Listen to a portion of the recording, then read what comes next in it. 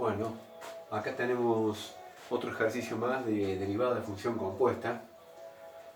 Yo ahí cometí un adelanto en el ejercicio anterior porque dije que era del segundo caso y en realidad sin querer, queriendo, era del tercer caso. Bueno, pero ustedes ven que muchas veces si aplicamos la lógica es como que directamente estos ejercicios ni siquiera nos hace falta clasificarlos en primer caso, segundo caso o tercer caso para llevarlos adelante. Es como que el resultado, el planteo fluye de una manera natural, digamos, ¿no? Bueno, en este caso nosotros acá sí tenemos, este es el puro, el segundo caso, porque tenemos una función z que tiene dos variables. O sea, tenemos que z es una función de x y de y. Pero a su vez tenemos que x es una función de u y de b. Podemos llamar g1 de u y de b. E y es otra función distinta, la llamamos g2, también de u y de b. Bueno, esto es algo meramente analítico. ¿Qué es lo que tenemos que calcular? Bueno, la derivada de z respecto de una de las variables independientes, o sea, respecto de u. Y por otro lado, la derivada de z respecto a la otra variable independiente, que sería b, respecto de b. Entonces vamos a formular las ecuaciones y vamos a llegar a la derivada de z respecto de x por la derivada de x respecto de u más la derivada de z respecto de y por la derivada de y respecto de u. Hacemos el control, z empieza, termina con u, las cruzadas son iguales, hasta ahora venimos bien. Vamos a plantear la segunda, bueno, es igual a la anterior, lo único que cambia el respecto de u respecto de b. Derivada de z respecto de x por la derivada de x respecto de b.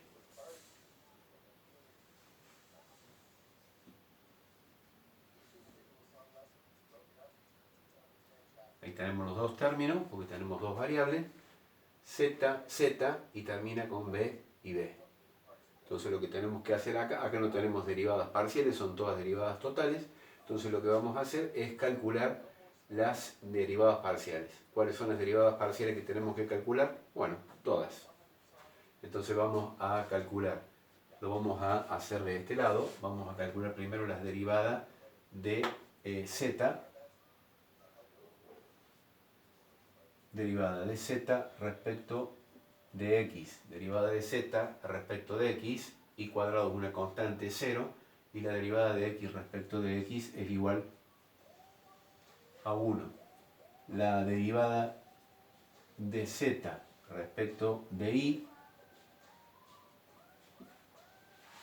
la derivada de una constante es igual a 0 y la derivada de y al cuadrado es 2y. Ahora vamos a calcular en segundo renglón la derivada parcial de x respecto de u. La derivada de x respecto de u es seno de b, es una constante, por lo tanto es 0.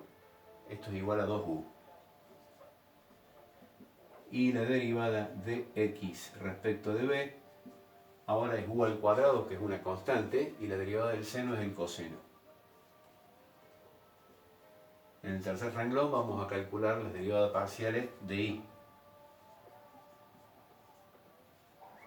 Respecto de u, bueno, tenemos acá una función logarítmica, bueno, acá tendríamos que decir, es la derivada del argumento dividido el argumento. La derivada del argumento respecto de u es igual a 1. 1 sobre el argumento que es 1 más b. Y bueno, de una forma bastante similar, la derivada de y respecto de b,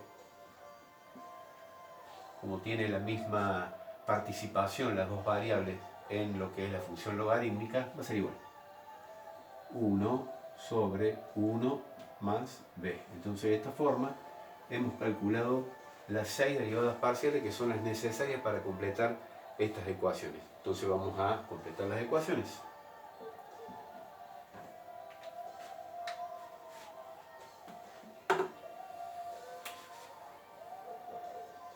Derivada de z respecto de x es igual a 1, por ahora no lo pongo. Por la derivada de x respecto de u es igual a 2u. Más derivada de z respecto de i es igual a 2i. Pongo más 2i. Si no consigo un lugar donde comprar tinta, estamos complicados. 2i.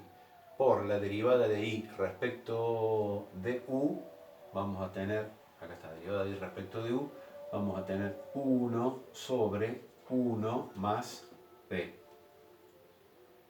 Ahora vamos a la segunda, derivada de z respecto de x es igual a 1, derivada de x respecto de b es coseno de b.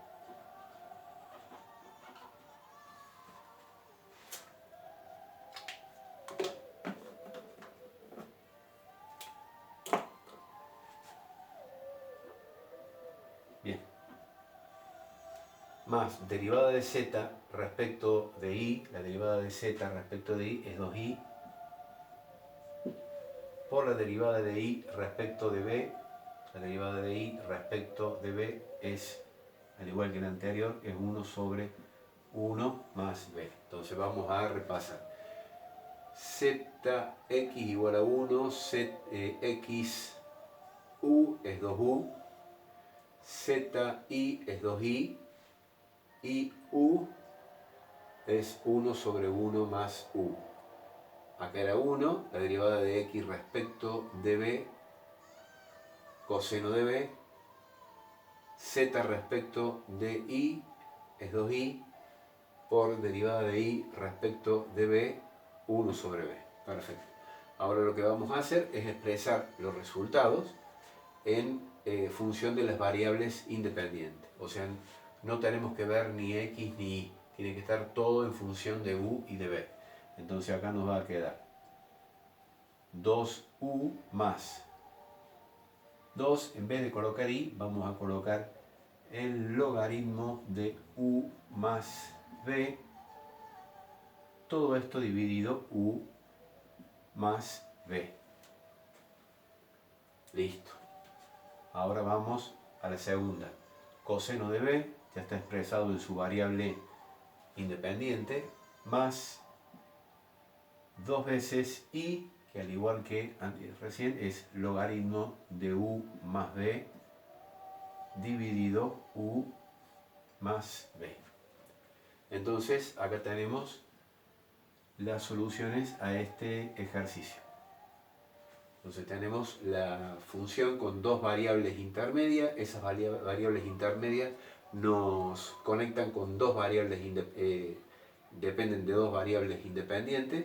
Entonces nosotros acá tenemos, a través de aplicando la fórmula de la regla de la concatenación, aplicamos todas las derivadas parciales, reemplazamos, y lo que es fundamental es la expresión final, es colocarla toda en función de las variables independientes, o sea, de u y de b, que es lo que tenemos acá colocado.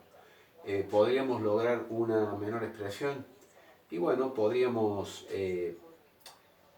sacar un mínimo como un múltiplo del denominador, u más b, pero la verdad que no sé si se reduce mucho la expresión.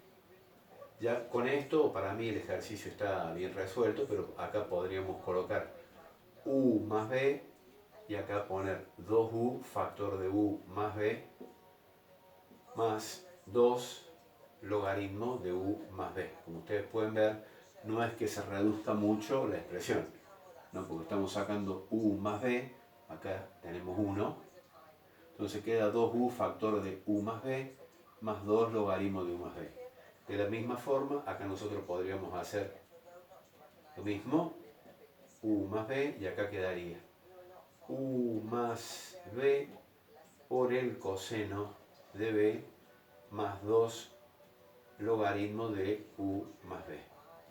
Serían soluciones equivalentes, cualquiera de las dos están correctas, están bien expresadas, son válidas cualquiera de las dos.